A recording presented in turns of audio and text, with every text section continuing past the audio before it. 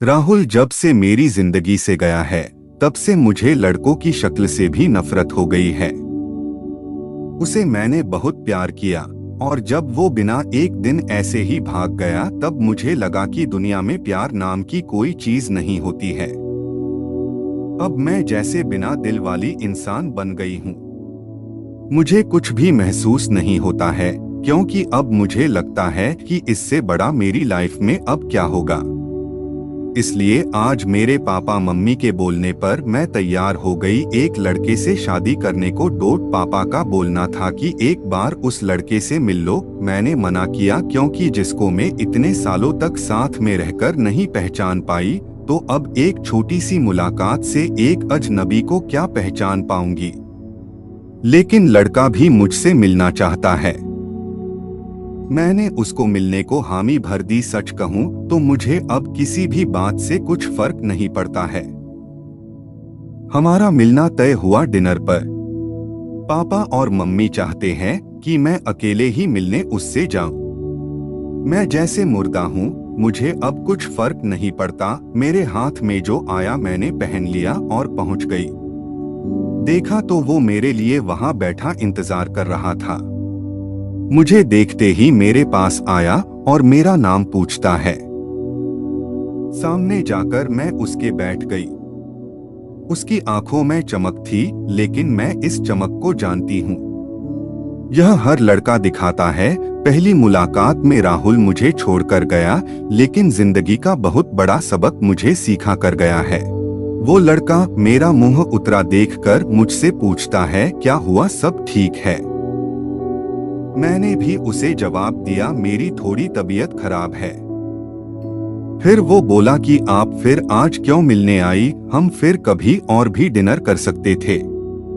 बात तो वो अच्छी कह रहा था, लेकिन अच्छी बातें लड़कों की कितनी जल्दी बदल जाती है, इसका अंदाजा मुझे अब अच्छी तरह है।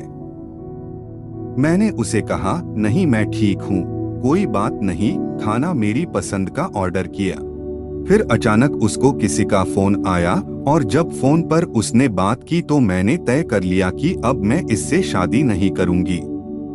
फोन पर उसने अपना नाम बताया सामने वाले को, और यह वही नाम था जिसे मैं अब कभी सुनना नहीं चाहती थी। उसका नाम भी राहुल था। मैं भी हैरान थी। मैं इतनी ज्यादा खोई हुई थी कि अभी तक मैंने उसका नाम नहीं पूछा। ना पापा मम्मी से ना ही उससे। मैं एकदम से खड़ी हो गई और उसको बोला कि मैं जा रही हूँ, मेरी तबीयत ज्यादा खराब है। वो जैसे घबरा गया। मुझसे बोलता है कि मैं छोड़ देता हूँ आपको गाड़ी से, पर मुझे अब उसके मुंह से कही हर बात कांटे की तरह चुभ रही थी। उसको बिना जवाब दिए मैं वहां से चली जा रही थी। वो मेरे पीछे पीछे आ रहा था। मेरी आंखों से अब आंसू टपकने लगे और मैं बाहर टैक्सी या ऑटो का इंतजार करने लगी। आंखों में मेरी आंसू देखकर उसने मेरी बाह पकड़ी और मुझे गाड़ी में बैठने को कहा। उसने मेरी बाह पकड़ी, बस इतना तो बहुत था मेरे अंदर की आग को निकालने के लिए, और मैंने उसके मुंह पर जोर से एक थप्पड़ मार दिया। वो जैसे हक्का बक्का रह गया। और फिर उस राहुल की भड़ास इस राहुल पर निकली और मैंने कहा, तुम लड़के अपने आप को समझते क्या हो? जो मन चाहा वो करोगे क्या? जब तुम्हारा मन किया किसी का हाथ पकड़ लेते हो, जब मन किया बिन बताए भाग जाते हो, और वो बस चुपचाप मुझे खड़ा देखता रहा। टैक्सी आई और मैं बैठकर वहां से चली आई। आते वक्त मैंने उसका चेहरा भी नहीं देखा। अपने कमरे में आने के बाद 1 घंटा मैं और रोई। सुबह मैं जगी, लेकिन सच बताऊं तो रात को जो भी मैंने किया उसका मुझे कोई अफसोस नहीं हो रहा था। मुझे लग रहा था कि यह थप्पड़ मैंने उसी राहुल को मारा है।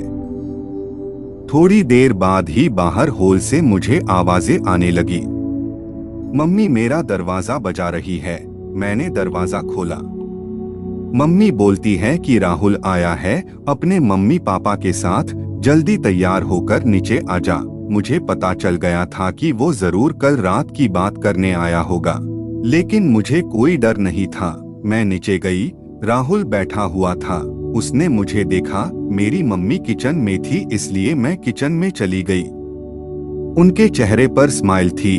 मुझे बोलती है कि राहुल और उसके घर वालों ने हाँ कर दी है और जल्द ही शादी करना चाहते हैं। अब मुझे कुछ समझ नहीं आया कि जिस लड़के को मैंने कल थप्पड़ मारा, जाने अनजाने जिसे मैंने अपने एक्स बॉयफ्रेंड के बारे में बता दिया, वो मुझसे शादी को कैसे राजी हो गया। ऐसे तो मेरे लिए उसका नाम ही काफी था ना करने को, पर इस बात को जानने के लिए मैंने मम्मी को बोला कि मुझे उससे बात करनी है।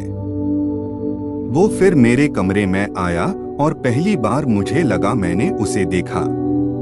दिखने में बुरा नहीं है, बोला जाए तो हैंडसम था। तब मुझे यह भी पता चला कि ऐसा क्यों बोलते हैं कि गुस्से में इंसान अंधा हो जाता है। मेरे बिना सवाल किए उसने बोलना शुरू कर दिया। वो बोला कि मुझे पता है कि आपके साथ पहले शायद धोखा हुआ है और किस हद तक आप सच्ची है यह भी मुझे कल रात पता चल गया। इसलिए मुझे आपसे कल रात ही प्यार हो गया और मैं चाहता हूं कि आप मुझे मौका दे आपको गलत साबित करने का कि सभी लड़के एक जैसे नहीं होते। उसकी यह बात सुनकर मैं ना नहीं कर सकी। एक वो राहुल था जो मुझे प्यार पर से विश्वास उठा गया और एक यह राहुल था जो फिर से मुझे बिलीव करा रहा था कि प्यार होता है। तो दोस्तों, यह कहानी आपको कैसी लगी हमें कमेंट करके जरूर बताइए और इस कहानी को अपने दोस्तों के साथ शेयर जरूर करें, सब्सक्राइब जरूर करें। धन्यवाद।